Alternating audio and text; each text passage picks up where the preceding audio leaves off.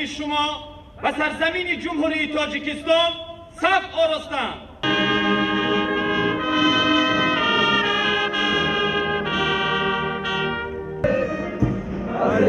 پرچمی تو صف کشیده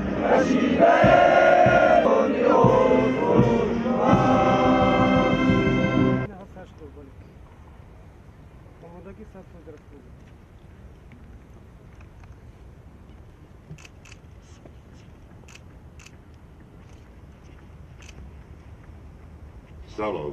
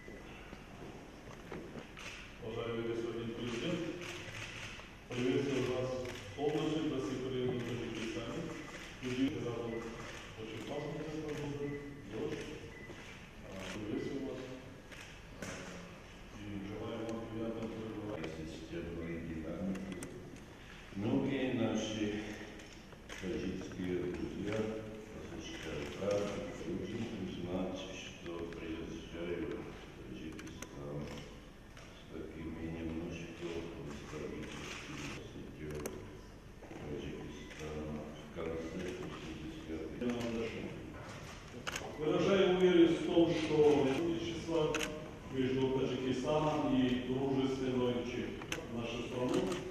А теперь разрешите передать слово вам с нами своими соображениями касательно состояния.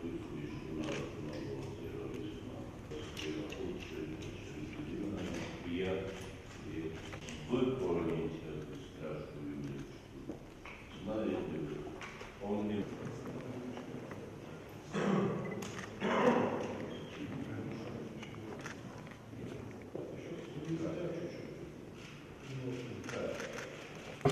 Cumhurbaşkanı Cumhuriyet Türkistan ve Cumhuriyet Çekya Ovazlıga.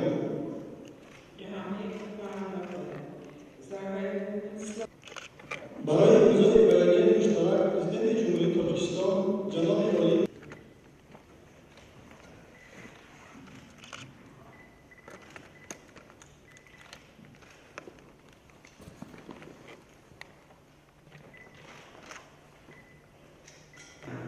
Ministerstvem zahraničních věcí České republiky věcí Republiky Tádžikistán Siručeky pana Martina Kuba.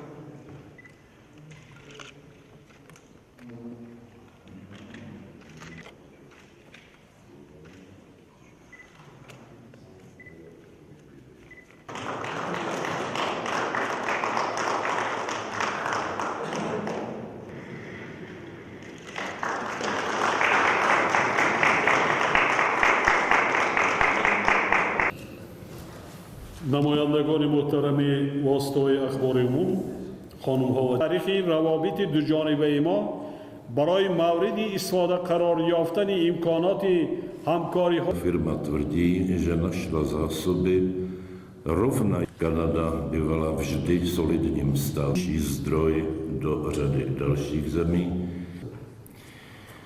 No a skončil bych tím, že věřím dohody, které už se budou týkat ulice již nejméně dvakrát. A no, můžeme i tři. Tak, kde moje pálka zděs.